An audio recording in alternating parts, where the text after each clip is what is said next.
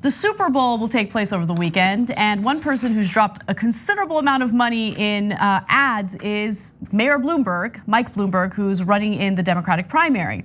Now, new reporting indicates that the campaign has spent in excess of $25 million on digital ads and has topped $85 million in TV buys. A Bloomberg source called the massive spending a down payment on the former mayor's effort to take down Trump in November. And by the way, apparently these ads are paying off. Even though Mike Bloomberg hasn't participated in a single Democratic debate, he's now fourth place in national polls, which is outrageous. And he joined, as you know probably, that he joined later in the race. He wasn't one of the early candidates, and all he needed to do was come in and start dropping money in these ads.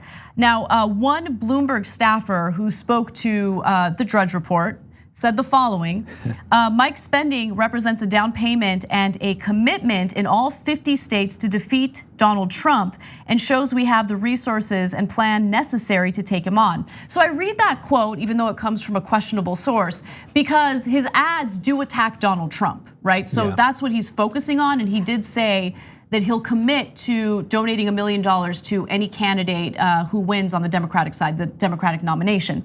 So is that a silver lining to this at all? I don't think that he's ever gonna be the front runner. I don't wanna get too confident. I think we should keep in mind that this is a fight that's gonna last a long time, even after the election, if you're a progressive. But I mean, if he's gonna spend his money to attack Trump, I'm not against that. It's his money. No, he's worth $60 billion, which I think is egregious in its own. But yeah, hey, if this is the way he wants to spend his money, I think it was most of the money went to TV ads, field staff, and tech firms.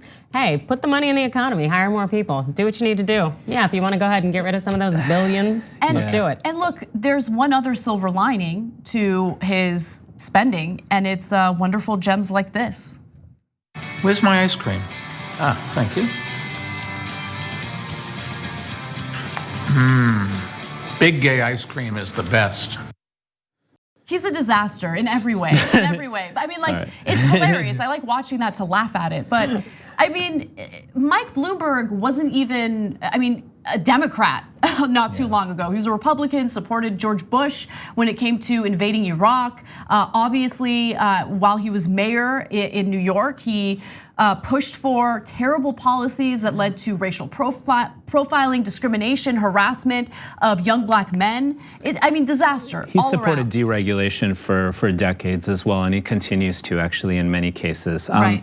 Let me just ask you both and all of you a question. Has Bloomberg actually rallied people? Is Bloomberg actually running? It seems like he's running without running. You know what I mean? That's right. As Bernie puts it, right? All right, so national surrogates, so I admit that. But do you have any business running for president if you can't actually mobilize people? Well, I do not think that you have any business doing that. So I know that there are different perspectives on how the DNC has changed rules or will change rules to have Mike Bloomberg participate in the debate. I want to speak to that. I'm very troubled by that. Are you? Yeah, okay, so I'm very troubled by that. I think that he needs to answer to or for all the terrible policies that he implemented in New York. I think he needs to be challenged.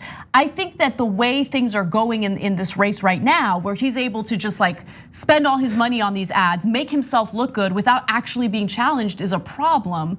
So if he does get challenged on that debate stage, I think it's worth it. But I do want to hear your thoughts, because I've heard both sides, and I want to kind of talk it through. That's a great point, Anna. I mean, if he's running, like and if he's capable, here's my main point.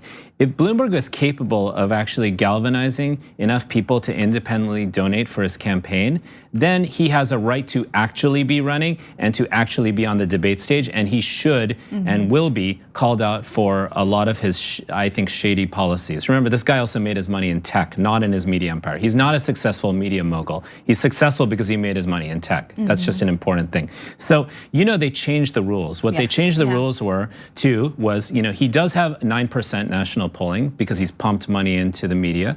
That's fine. It's not going to work to pass a certain threshold, in my opinion.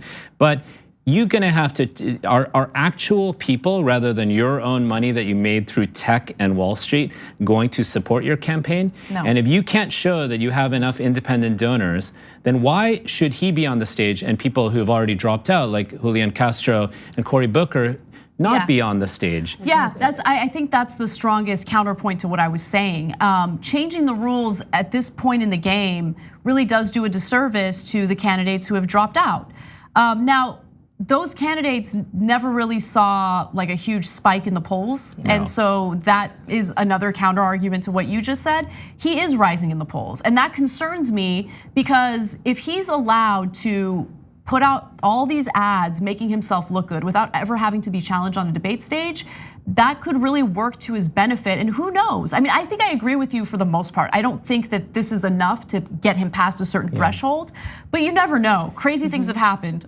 Obviously, Donald Trump's president, and I don't know if I want to take any risks. And the thing I find to be most ironic or funny about this whole process in terms of the DNC changing the rules is it's so reflective of exactly what our government does and is doing, especially as we see with this impeachment, where all of a sudden it's like, oh, the rules change, the law changed. The president can do whatever he wants. And so it's like, if there are no rules, then what's the point of having this game? Just say you want to make it what you want to make it whenever you want to make it because I'm in power. And it encourages people to not respect the rules, right? Yeah. If things can just change based on the desires of whatever establishment organization is controlling the situation, well then, monarchy. Right. Look, we have a broken electoral system in the sense that we should have public financing of elections, where democracy should be publicly funded. I just want to make the point also that Bloomberg's money in this broken system to support Senator Sanders when he gets the nomination will be valuable because Trump has raised more money than Sanders has and hasn't spent that much, though he's going to be spending it on the Super Bowl. And do note that the primary place that Trump is going to be spending his money is digital, and specifically on Facebook. And Brad Parscale, who ran his digital strategy, is now the campaign manager for President Trump. So let's be ready, because nothing's changed when it comes to big tech's systemic ability to manipulate our elections. Don't miss your chance to win a trip to Los Angeles and have dinner with Cenk, John, and me.